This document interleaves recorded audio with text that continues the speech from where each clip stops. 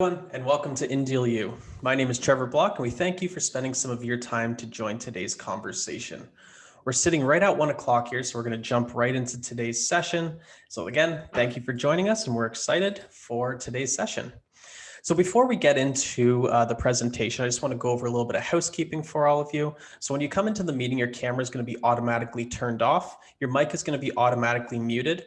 And we really push for engagement throughout today's session. So if you have any questions or comments that come up throughout today's session, please make sure you take advantage of the question box. And this will be recorded. So if you want to come back and try to find some key information that you might have missed, it will be hosted on the InDeal U site. We're extremely happy to have Leanne with us today. Leanne, welcome. How are you doing today? Hey, I'm doing great, Trevor. Thanks. Awesome. So before we jump off, I just want to do a little bit of an introduction for you. So can you tell everyone on today's call and the people listening in, who you are, what you do, and what you're going to be talking about? Sure. Well, I've been in the furniture industry for 38 years. Yeah, I look much better than at my age. But with that, I've been in sales. I started in interior design, and then I went into sales. And so I've been in the sales part of selling furniture in our industry for, I'll say like 38 years. And with learning all of that, I've taken a lot of different sales trainings. But what I've learned, Trevor, is they all teach you the system, maybe what to say, but they don't teach you how to say it and how to present. And that's where I created my company, Creatively Communicate, where I'm training and educating others and sharing how we can be better presenters. Because if we build more rapport and we have that relationship going and build a trust level quickly, we're going to close more sales. We're going to do it sooner, more easily. And that's what Creatively Communicate's all about. And today we're going to talk about where you sit. And it's another component that it's just something to add to what you're already doing so that you can close sales faster. Well, we're extremely excited to have you. So before I hand it over, I just want to go over some of the learning objectives for today. And so we're all extremely excited. So throughout the session, we're going to be trying to cover 3 of these topics you see on screen now.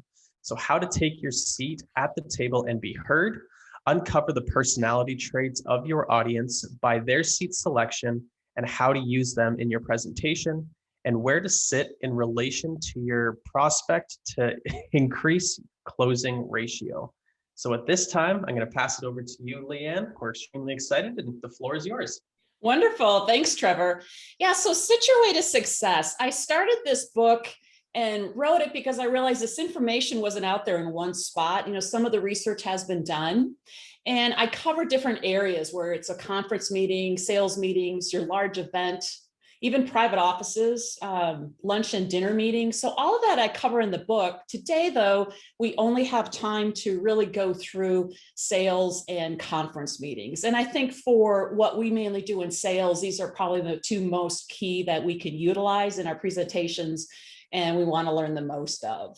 So if we start with conference meetings, oops, I went the wrong way. Sorry. So let's, just talk first about tables. We sell a bunch of different tables for conference rooms. We're in the industry. Sometimes clients just say, hey, I want this shaped table. And maybe we don't necessarily ask why or what shape. We know that there's a variety out there. And actually in my book, I have a full chapter of covering the table shapes. And it's important because first, what table shape do you want to choose is going to depend on how that room's going to be used. Are you looking to have a lot of collaboration? Or maybe it's going to be a boardroom, because a boardroom is going to be different than a meeting room that you just want a lot of collaboration. And the table shape plays an important role in the room. A lot of times we forget to think about this. And then also, what style? Do they want it to be more casual? Well, as you can imagine, one table shape is going to introduce more of a casual atmosphere versus one that's more formal and traditional, such as in the boardroom. Typically, you have those large tables like, the one on the top right, or even the one on the left, or the racetrack table. The small oval is going to be a little more casual. So when you're thinking about working with your clients, the good thing to do is to ask them, how are they really going to use this room? And it's going to depend on the table shape. It's going to influence the meeting. Sorry, I guess I got to click the plus. So as we talk about the different positions in a conference room, let's figure that it's going to be your standard one. And One question is, do you think that it makes a difference of what seat you choose? A lot of you like to choose that middle seat, but what happens is the seat we choose, it actually is going to influence the effectiveness of the meeting of where you sit. It's going to affect how you're perceived by others, and it's going to predetermine the role you actually play. A lot of times we get to the meeting and most of us are just concerned about getting to the meeting on time versus what table are we going to choose. After today, you're going to realize that you can actually affect the meeting by where you sit and how much influence you have. So first of all, you want to determine what's your desired outcome of the meeting. There's kind of 6 different areas. First, are you going to be leading the meeting? If you're going to be leading, you probably want more of that dominant role. And what's going to be the best position for you to lead? Or are you looking for collaboration? If you want to go into the meeting and you would prefer to collaborate, well, then maybe the middle seat's going to be the best seat for you. Or are you looking to persuade?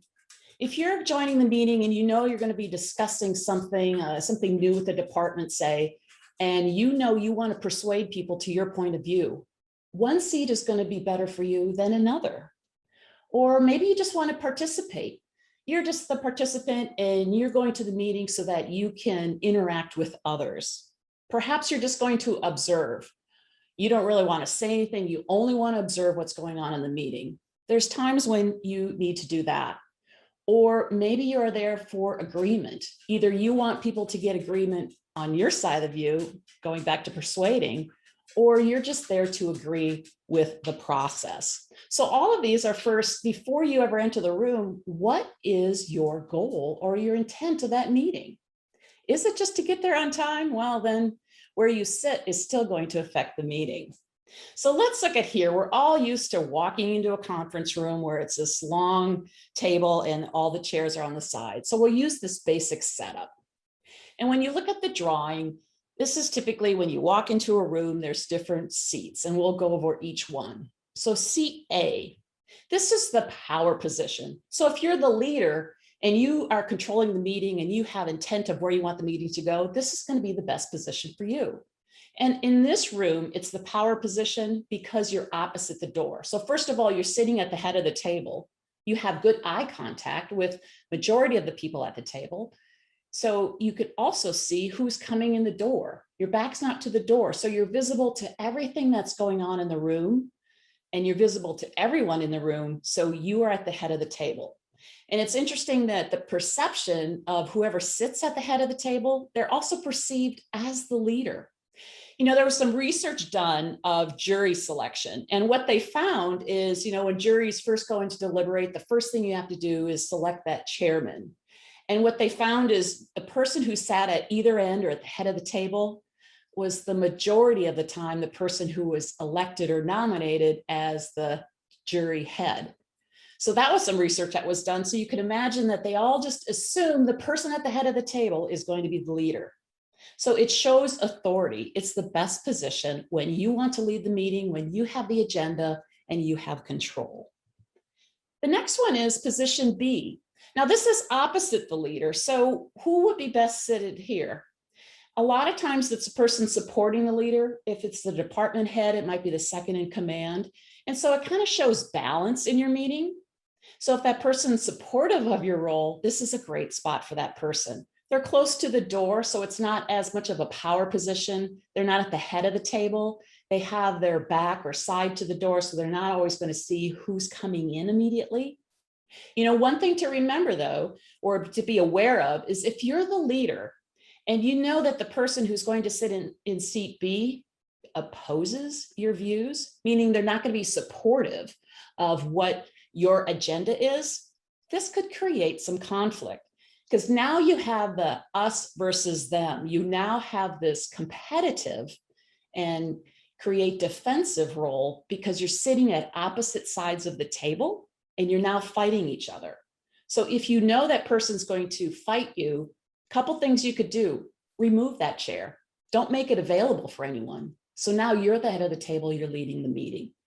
And as we move forward, you'll also know where do you want that person to sit.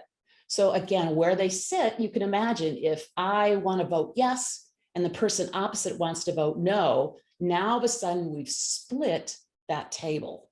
And the meeting isn't going to go as I intend, where I want everyone to be on my side. The next one is right next to the leader. So we have seats C and D.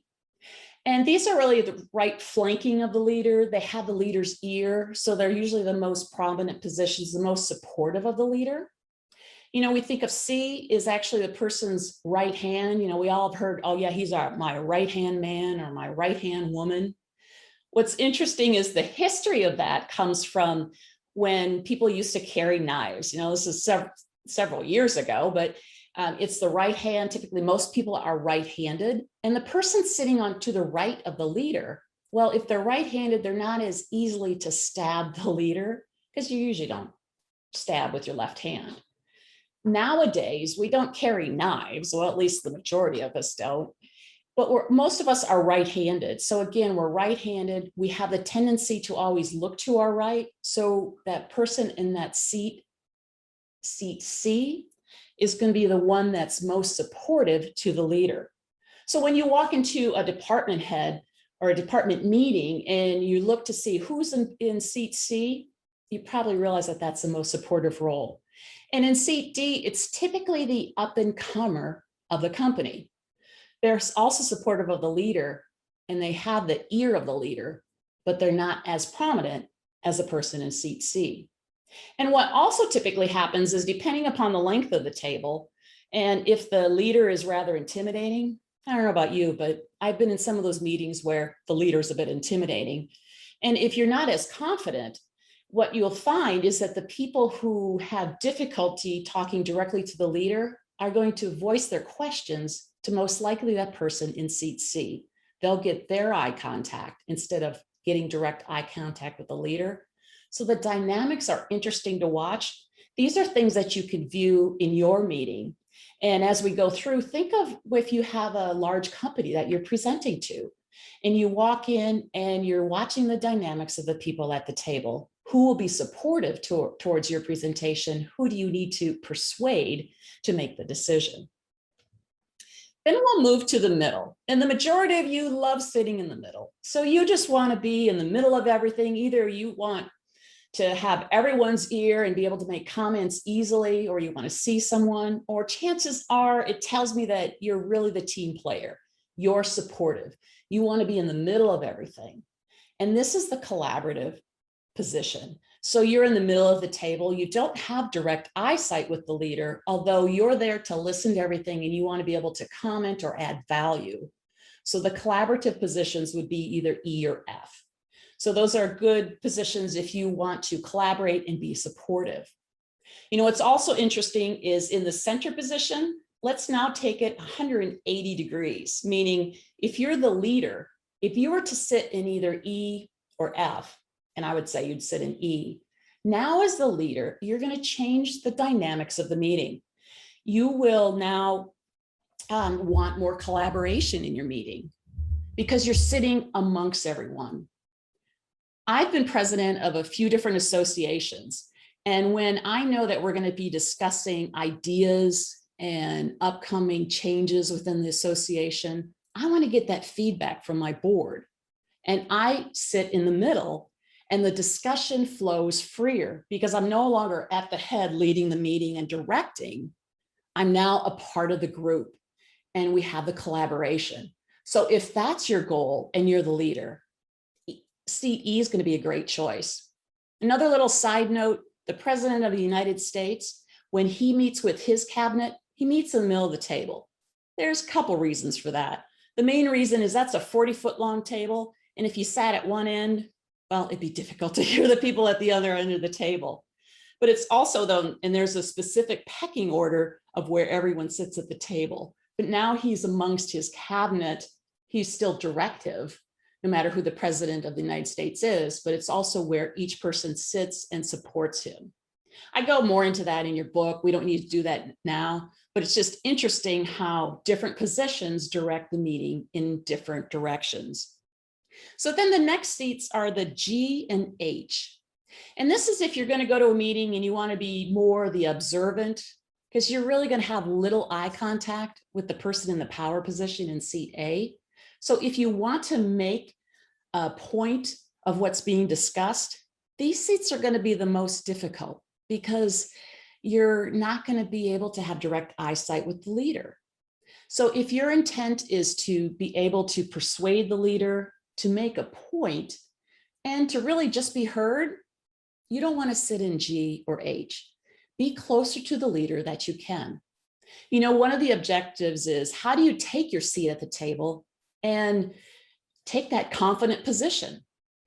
A couple things I want to ask you. When you sit at the table, are you the one that's the note taker? Do you become the designated secretary at the table? If you are, I want you to pause and think, where are your eyes the majority of the meeting? They're looking down, aren't they? You're not looking at others. You see, what happens is they no longer consider you part of the meeting because you're looking down, you're taking notes. You're just the note taker. You're not that important to the meeting. If this sounds like you and you want to climb up the ladder or you want to make more of an impact, stop taking so many notes. Now, yes, we need to take notes during meetings for the most part. What you could do as well is just turn your voice recorder on your phone and record the whole meeting. There's even great apps now that as it records, it translates or transcribes for you as well. So now you have the whole notes done for you and you can participate in the meeting. So you want to take your seat at the table, start thinking about how the meeting's going to progress. Where's the best place for you? And should you sit at the end of the table? The other thing to consider with seats G and H is if the person in position B, say, is in opposition to the leader in position A, you now become those flanking positions to that leader. So if you know you're going to be going into a meeting and there's going to be a lot of conflict and you are going to be discussing some really intense issues and there's going to be two sides, well, what even happens is politically, if person B wants to persuade the group to his or her position and vice versa with group A, you're going to start to get this us versus them. And you may find that the leader who sits in seat B might say, hey, would you sit on either this side or that side of me? Okay, they're starting to strategize as well on let's get this stronger support. Instead of being that lone ranger, which we know can be difficult to persuade, you now have a group. Now, if you're the leader in seat A, be aware of that. Be aware of what's going on. And most of us know where people are in our department and who's going to be supportive and who isn't. And where they sit in that room can and will affect the outcome. So again, what's your purpose of that meeting and where is going to be the best place for you to sit? And even when we're sitting virtually in meetings, it's going to tell us a lot too. So if you're coming into a company and this is what you see when you enter to present your sales, or it could be on Zoom as well. Now you kind of know, okay, the woman at the end of the table, she's leading the meeting. Most likely she's the decision maker. So we want to be aware of that. We also want to know the two gentlemen on her side. They're going to be the most supportive of her decisions. So these are, once we understand more how meetings and the psychology of where people sit, now as salespeople, when we walk into a meeting and want to present, we now know who to start to persuade and influence into our sales presentation, because we'll understand more the pecking order, their personality, and we'll go more into that. So now let's look at sales meetings. So most of us, when we enter someone's office, this is what we see. And a lot of us have designed these offices too, where depending upon where the door is, you can see you're entering. And if it's an L-shaped desk, U-shape, or just a desk, we always have them facing the door and the two guest chairs are right in front. And then where we need to sit is going to be right there. So where you sit in any location actually affects your conversation flow. It's going to affect the energy of the room.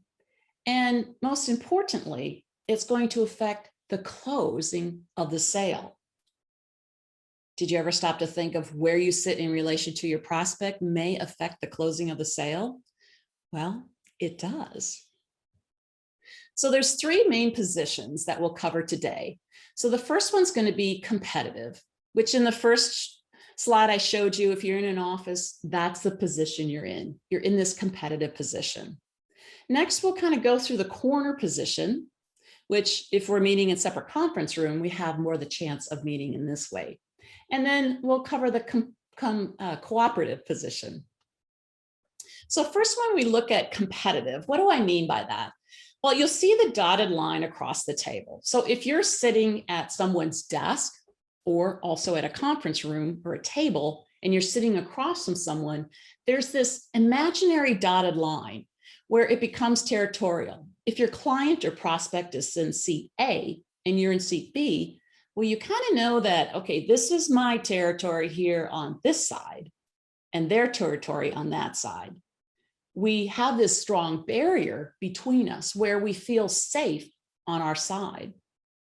If we have this big barrier, though, we have this shield. And because this is competitive or defensive, when we are shielded, we also don't change our mind very easily. So the atmosphere of this room is more staid, where you're going to stand firm on your opinion. You're not as easily going to be swayed or open to any suggestion. That's why it's more this competitive position. So if you're the salesperson and you want to persuade your prospect towards your design, towards your project, and sell them and close them on the sale, this is not your first choice. And if you're meeting in their office, this is typically the setup that you have. I know a lot of us have done sales over this type situation. I've done several as well. Although now I know how to strategize and to change that up. There's a few other things you can do as we go through the other positions. You'll learn that, hey, if I could get around to the backside of the table or the backside of their desk, and now it's easier with computers. If you want to show something on the computer, you could just say, hey, let's look up something on your computer. May I come around back there? And now all of a sudden you're standing next to them. You're now being cooperative instead of competitive. But say you're in this position and you don't have the ability to do that. The one thing that you'll want to do is just simply turn your chair 45 degrees. You see, a 45-degree lessens the competitiveness. Something simple that you can do, just turn your chair so you're facing them 45. You open yourself up. You open up the energy of the space as well. And you'll find that the conversation, instead of being so direct and short, is going to be a little more casual, be more friendly, and you'll find that your sales presentation will move further ahead and flow much easier just by turning your chair 45 degrees. So now most of you say, I don't want to meet in office if I don't have to. I want to meet in a conference room. So let's look at the corner position. This is one of the best positions that you could be in when you're selling to someone. So if your prospect is A and you're B and you're working here in this position, the reason there's a lot of good value here is, first of all, you're facing the person. There's good eye contact. You also have some space in front of you, so your body language is going to be more visible, and the body language of your prospect as well. Some of the things we teach and go into is how to observe someone's body language. What is it telling you and how to respond to it? So this is a great position to be in.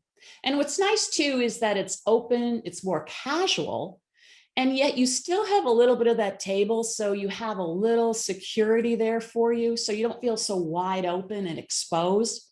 You have a little bit of safety with you and your prospect. So they have a little security, and then so do you. It avoids this territorial position as we were looking in the first competitive. And again, it's more strategic towards you. So does it matter where you sit in relation to your prospect? So what's interesting is more sales are closed when you sit to the left of your prospect. So why? Does it really matter if I sit to the right or left? Or, if you're left-handed, some of this changes, but most of us are right-handed. But why does it matter if we sit to the left? I don't understand. Well, it actually has to do with where you're looking into your prospect's brain. You see, when we sit to the left, we're now speaking more into the right hemisphere of their brain. Think of it as the emotional side versus the logical side. And how do we make buying decisions? We make them emotionally, and then we back them up logically. So when we're sitting to our prospect's left, we're now speaking into their emotional side of their brain. So we're triggering that off. They're going to be more receptive and more open to what you have to show. It's interesting. I was meeting with the client and I got there before he did because he was in some traffic. So they sat me in the conference room. So I was being strategic and I thought, well, what I'm going to do is he's going to be at the head of the table. He was an architect, and we all know sometimes architects like to definitely take the lead, but he was my prospect and client, so I wanted him to take the lead. So he was at the head of the table and I sat to his left in the corner position. When he came in though, he's like, oh no, I can't sit there. I need a plug for my computer. I need to show you stuff on my computer. So he went around the side of the table. Now we're in this defensive position. I'm facing him, but I know that that's not the best position. So how do I use this to strategize?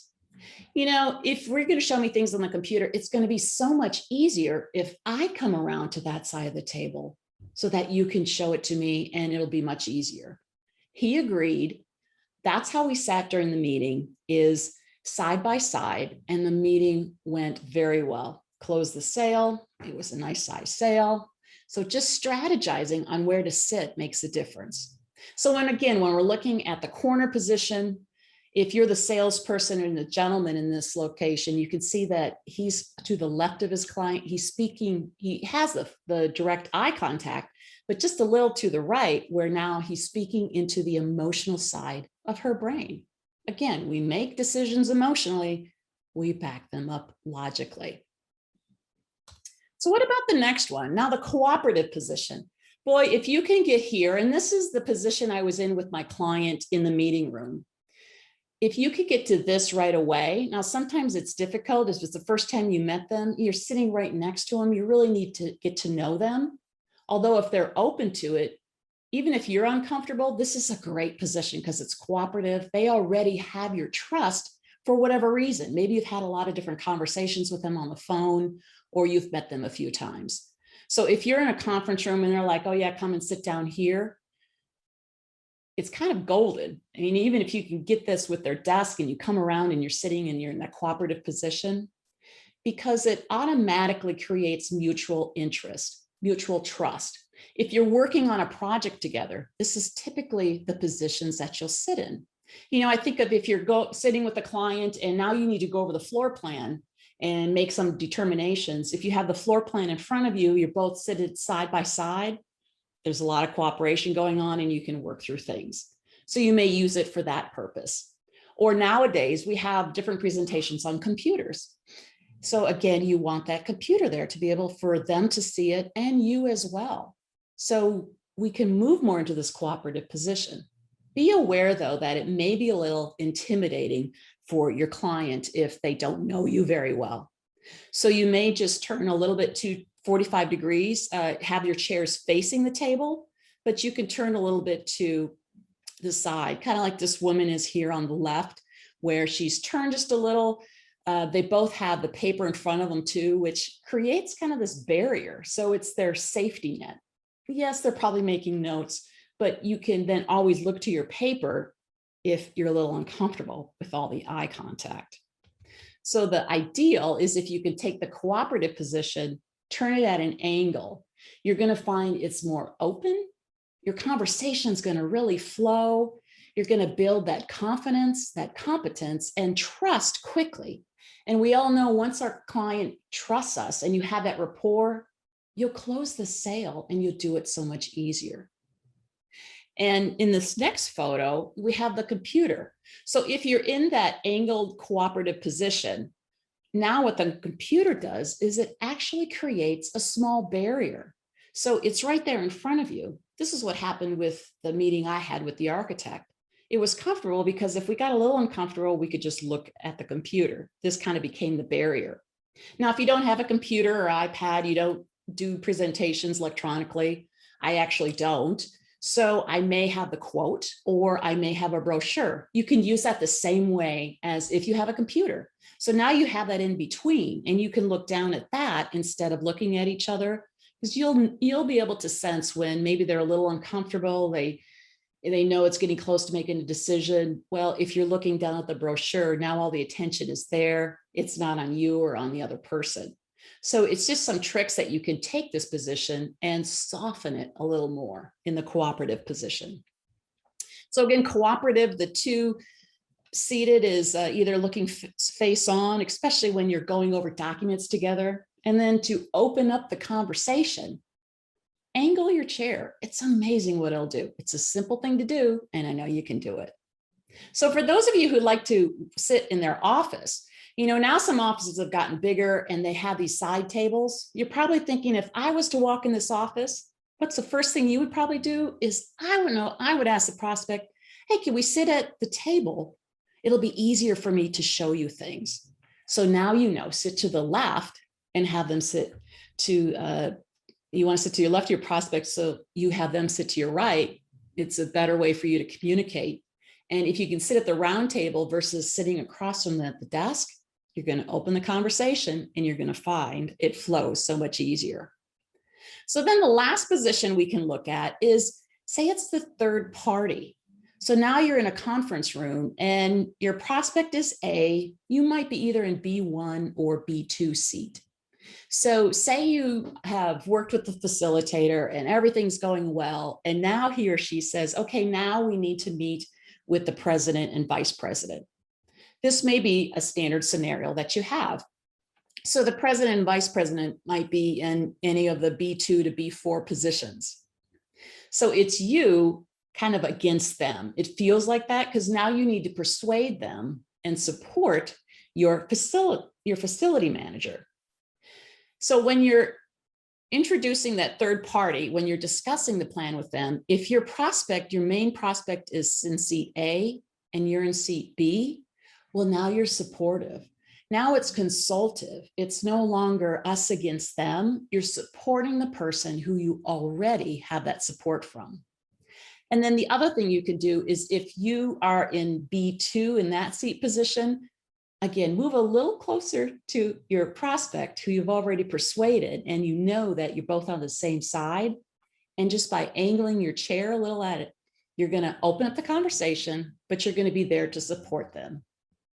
I had this scenario where, and maybe a bunch of you have had this too, where you're in a meeting and now you're meeting with the contractor or their construction person. So one of my clients, we were redoing part of the interior. And she said, Leanne, can you come and help me in the meeting? Because we're going to be picking out finishes and some other things. And I want to make sure we're on the right path. Sure, be happy to. So we're on one side of the table and I'm sitting right next to my client. And the contractor is on the opposite side.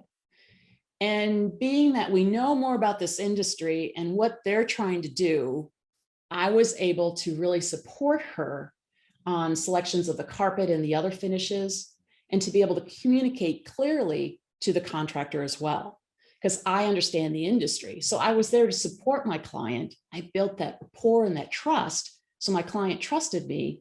The other third person saw me now as, I didn't really mean to forward that.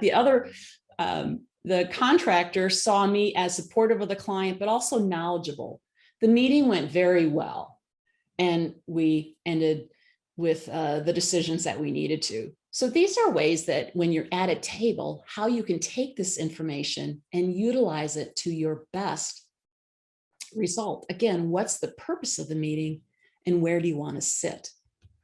So if you have more questions, and we're going to open this up for questions shortly, you can grab a copy of the book, Sit Your Way to Success. If you can get it really anywhere, I have it available at all the retailers. If you want to have your own autographed copy, I'd be happy to send that out. And you could just go to sityourwaytosuccess.com. but it's available at all the retailers. And I suggest that you get it because I go into more detail, and it's a great book to have at your hands, especially for those people who are newer to the industry. You know, the chapter that I just discussed, table shapes for conference rooms. Now you can walk in when you're working with your client as the hero, because you're going to know the best questions to ask that they probably haven't asked themselves. If they're like, yeah, I want a rectangular table, I think that's the best shape for this room. Is it? How do you plan to use this room? And as we know, the office landscape is changing a bit now that more people are telecommuting. And how are they going to use that? And what's the best piece of furniture? And maybe it's the modular. Well, again, I'm not going to go into all the different aspects of furniture. Our manufacturers have created a lot of great products, and it's just having that conversation so that the goal of that client is going to be achieved by the table where it's located. And you're going to close it because you're going to know where to sit in that meeting. But if you had some questions that were not answered here, or you just want to reach out and learn more, feel free to just email me at leanne@creativelycommunicate.com. So Trevor, I think hopefully we'll have some questions. So we'll just open it up for questions now. Thank you, Lance. We have a lot of questions coming in, so I'm just going to go through them quickly. And the first question you just covered, and it was a little bit more information on your book and where to get it. And so we're already off to answering questions as they come in. So the next question is, do the same rules apply when in a casual setting, like sitting in a lounge or a collaborative area? Good question. So, you know, sometimes too, I've been where, and we even design this, right? Where you're in someone's office and they may have their desk and they're like, well, let's just go ahead and sit here. Now all of a sudden you have this coffee table and you're one person's at a sofa, the other person is at a lounge chair. Yes, the same rules apply. You want to make sure that you position yourself that you're to the left of your client, if you can be. And even though it's casual, you'll still be able to influence that meeting in the right direction. And again, keep in mind, what is your intent? If you're just there to have a casual conversations, if it's cocktail hour, that's a different purpose of the meeting. If you're there to influence them, your seat is going to matter. So yes, it does apply. So on that note, for someone that's meeting a client for the first time, is there any strategy for setting up kind of the office space for someone that they might not be able to, have a consideration of who they are, what they're like, their personality type? What's the best way to set up seating for meeting someone for the first time that's either a prospect or a client? So there's a couple things I'll have to assume. Are they saying, are they coming to their showroom, say, or their facility? Do they say that, or if someone can clarify? Or if you're walking into their office? Pardon? Coming into their setting. Okay, coming into their setting. So there's a couple things that you can do. So if you have a dealer showroom and someone's walking in and now you're at the point that you need to sit down and discuss more with them, you can control where they sit if you'd like. After having a bit of a conversation, you can figure out if they're usually walk-ins, that they're looking for furniture and they're the ones who will either make the decision of what you'll use or they have some influence. So first of all, that'll tell you that. So if you have a conference room, what you may want to do is put them in the so-called power position, put them at the head of the table and you sit to their left. And do that corner position, because you've opened it up, you still have that side barrier, so they're going to feel comfortable and you can have a really open conversation. And if it's your conference room, you could easily, if you have a PowerPoint, have that at the other end and show that, and it's as though you're collaborating and sharing that information. So that's one strategy that I would take. Thank you. So the next question is more focused on kind of the social distancing implementations. When meeting one-on-one with a client, is there any external or other strategies that we should consider for meeting with someone? I know you talked about the collaborative space and sitting next to someone, but social distancing is, might be here to stay for a while. So what are some strategies that you can talk about in that regard? Yeah, that's a whole new dynamic that's pulling in, right? If you're at a conference table, being 6 feet apart, I'd use the similar strategy. If they're at the head of the table, I would just slide down a little further. So there's a little more comfort level of being 6 feet away. And if you have people to support you, where you want them. So they should just be in relationship with you or to you.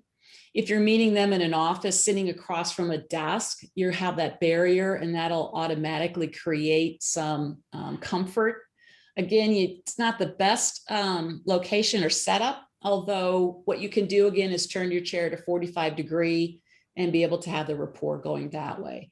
So it's kind of tricky. I usually let my clients lead me on that one. I have one client that is all about wearing the mask and really particular. And then another one that I met with last year didn't care at all. So you're going to find different extremes as well.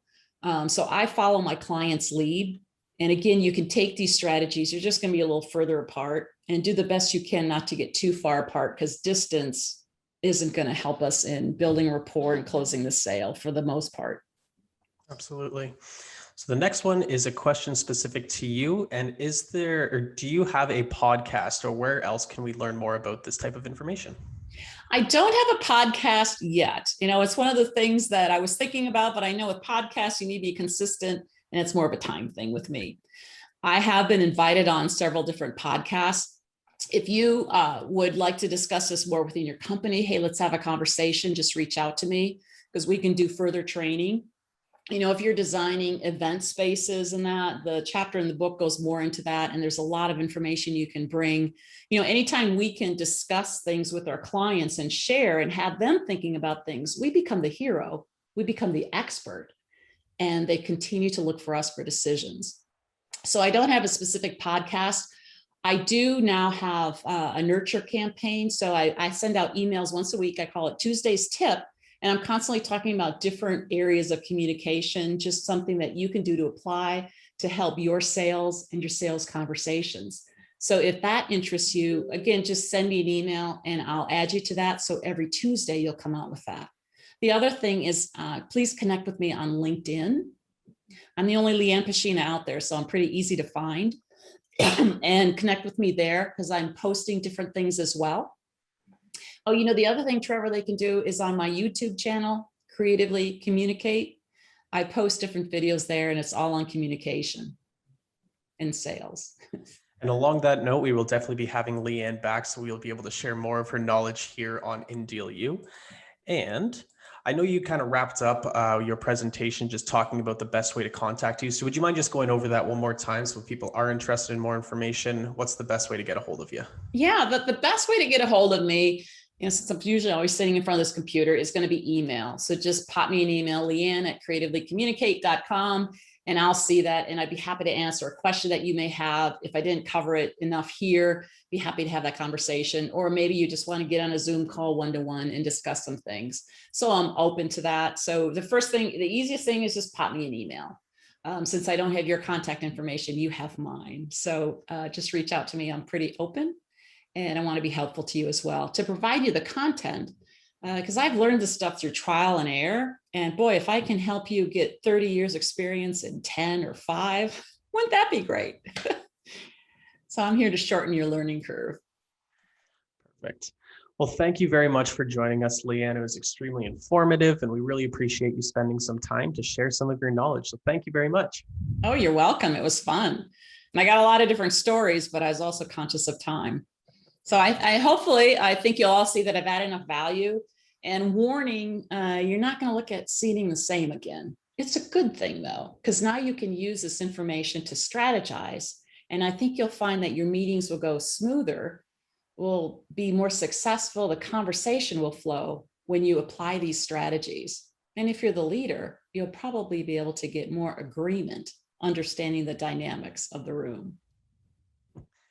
Thank you, Leanne. And one last comment came in just asking where you can find the recording. So the recording is going to be hosted on our InDealU site, learningatindeal.org, and that will be coming out early next week. We got a lot of thank yous, very informative. So again, thank you very much for joining us, Leanne.